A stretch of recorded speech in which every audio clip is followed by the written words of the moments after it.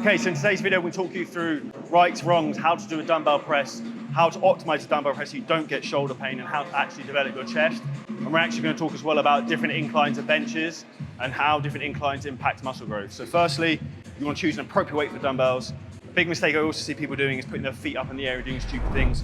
Keep your feet planted. And we're going to start on a low incline, which at this height is the best for overall chest development. Now, a big mistake people make is they think that you have to do this. You do not need to touch the dumbbells together. You actually want to come here. So you want to think about pushing the dumbbells straight above your shoulders. That's the shortened position of the pec, not here. Again, next one in terms of elbow path, I personally like to come quite wide. If you have shoulder pain, you want to tuck your elbows in slightly and press from this position. So depending on your your shoulder mobility and strength and health, you can either come slightly wider or slightly tucked in, which is going to be more triceps and more front delt. So you can press from wherever you find it's comfortable. Keep your abs braced, so you want to be keeping your rib cage closed. To explain that, particularly if you're on like an incline now, if your rib cage is open and flared, and you're like this, and you're in an incline, you're actually making an incline a flat press. So we want to keep our abs closed, which pulls my rib cage down, and then actually puts the load on my upper chest. Now, when we talk about range of motion, it's not about coming as deep as possible. So you see, I can come all the way down here with a dumbbell, but that's actually going to start training my delt and putting a lot of stress on my rotator cuff. Where we actually want to come is here. That's the furthest point from my pec across. Is the furthest point. As soon as I come down here, my elbow's actually coming back around on itself. So we want to take this to basically parallel. And in terms of hands, we don't want hands tucked in. We want the weight to try and sit a little bit outside of the elbow to put more pressure into the pec.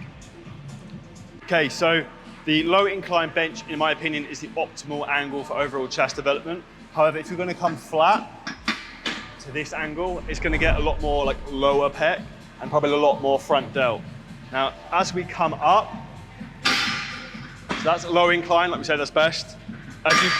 As you start to come up, it's going to be more upper chest and more front delt.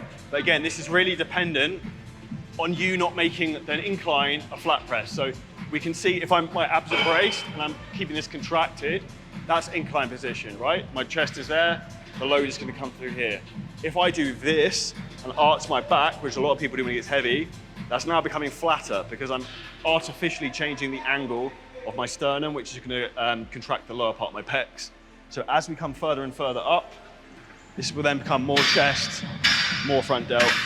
Now for shoulders, I wouldn't really recommend going that's very, very steep. I would probably come one back and go somewhere like that and then press for a shoulder press from that sort of angle rather than being a complete 90 degrees because most people don't have the shoulder mobility to get into that position. So again, similar to chest, you can bring your elbow slightly forwards and put it more in the front delt. So that's a full how to optimize your chest development using a dumbbell press. Comment below any other exercises you want explained. Make sure you smash the like button, subscribe to the channel and turn on notification bells.